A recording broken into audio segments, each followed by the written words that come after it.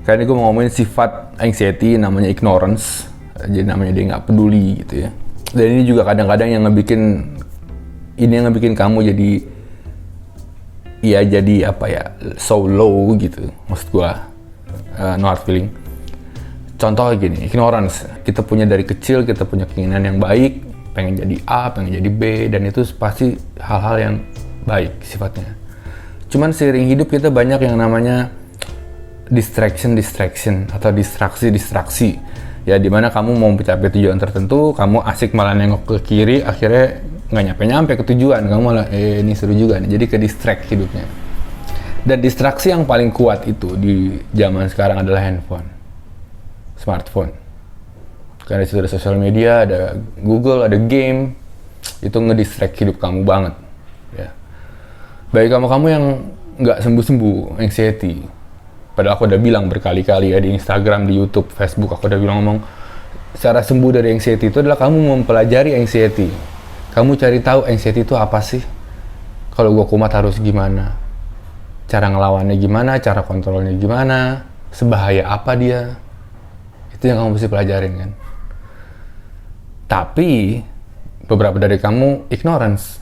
Beberapa dari kamu nggak peduli. Kamu hanya mempelajari anxiety di saat anxiety-nya kumat. Which is nggak mungkin kamu mempelajari sesuatu di saat kamu kumat, di saat nggak bisa masuk, ilmu apapun nggak bisa masuk. Kamu cuma mungkin dengar suara aku, mungkin itu bisa ngebikin kamu tenang, ya itu bisa nyelamatin kamu di saat kamu panik atau di saat kamu anxiety lagi kumat, cuman tidak menyembuhkan, oke?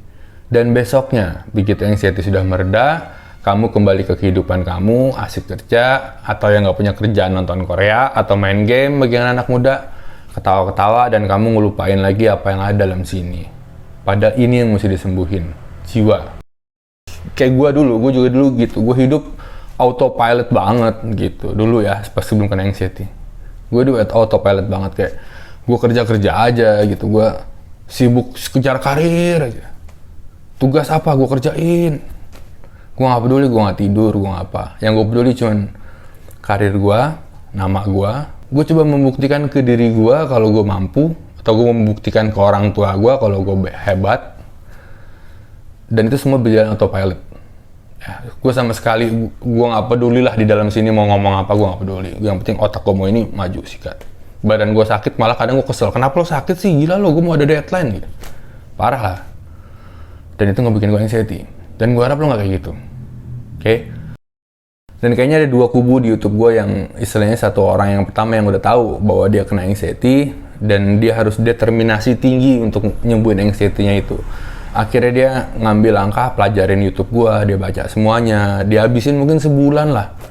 Nggak tahu 3 minggu juga cukup lah dia mempelajari anxiety di channel gue ini dan akhirnya dia sembuh. Atau dia baca buku gue, dia beli buku gue, dia baca, dia sembuh. Dan dia mungkin sekarang udah jadi admin di regional mana di Yayasan Anxiety Care Indonesia. Nah yang satu lagi, kubu satu lagi ini bener-bener orang yang gue bilang tadi, dia nggak peduli, dia masuk YouTube gue kalau lagi kumat doang, dan besoknya setelah nggak kumat dia nggak belajarin lagi anxiety.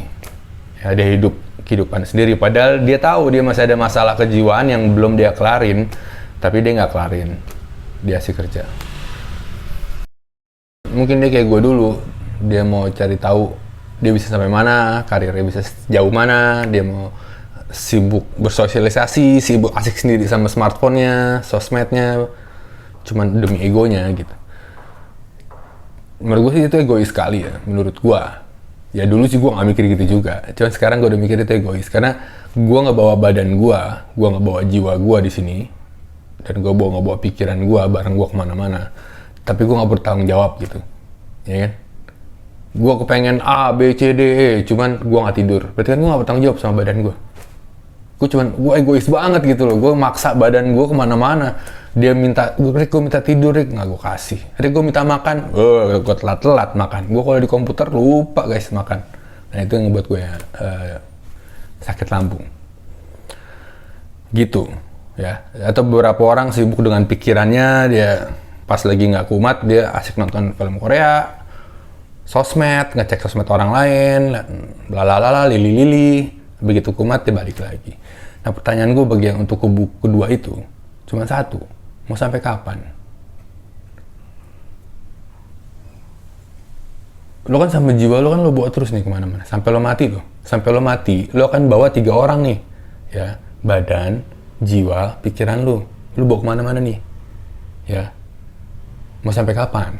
Jadi itu anxiety kan nongol tetap ada di jiwa lo. Itu sama kayak mantan lo yang lo udah pernah pacaran sama dia gitu. Mau diapain pun lo tetap punya kisah sama dia. Udah titik. Lo mesti terima, lo mesti pelajarin agar itu tidak menjadi beban di kedepan hari. Atau malah ada yang lebih parah, udah anxiety-nya anxiety-nya sudah mengkontrol hidupnya. Ada yang kayak gitu. Pertanyaan gue mau sampai kapan? Dan ada beberapa orang lagi, orang takut, dia takut.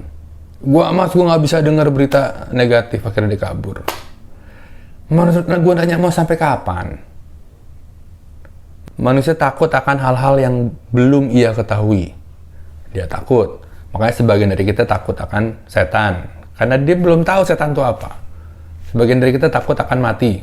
Karena nggak ada yang pernah orang mati, balik lagi ke sini, terus ngomong, di sana tuh begini. Terus jadi kita ngerti. Nggak ada.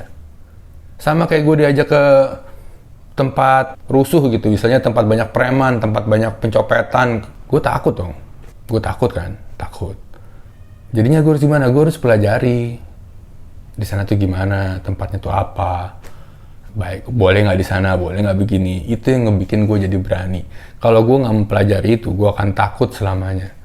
Oke, jadi balik lagi ke intinya adalah jangan nggak peduli, sediakanlah waktu, bener-bener sebulan aja, bener-bener deh dipelajarin anxiety itu apa, sebulan aja, dah cukup. Abis itu lo baru boleh ngejar impian lo lagi.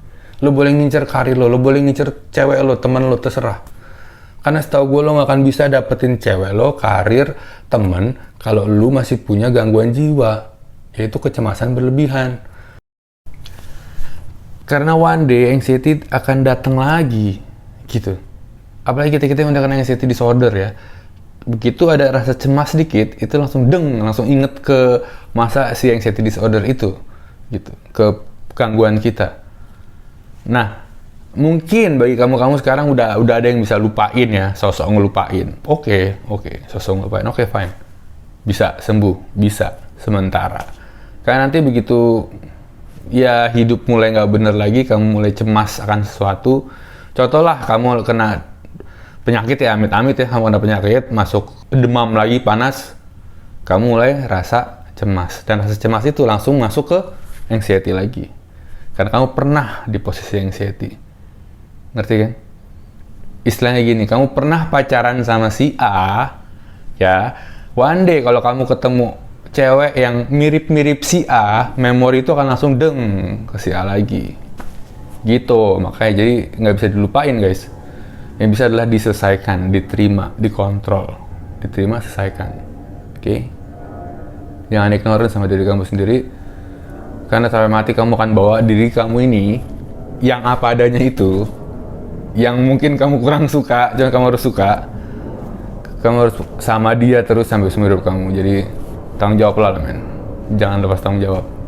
Sediakan waktu, serius ini gampang banget, bener. Kalau kamu udah tahu, gitu, kamu dapat hidayah gitu kayak cuman, oh gini doang ternyata, dan itu udah semua beres, udah mau anxiety datang lagi, begitu kamu ada feeling kesini kamu langsung ini mah yang dulu, udah gitu. Oke? Trust me deh, ini gampang, yang susah itu mempelajarinya. Dan yang lebih susah lagi adalah kamu ngasih waktu ke diri kamu untuk belajar ini dengan segala banyak macam distraksi zaman sekarang. Oke? Gunakan handphone kamu buat yang berguna, jauhi yang nggak berguna, guys. Serius, smartphone jangan bikin orangnya jadi nggak smart. Gue Riki Bowo, bye-bye.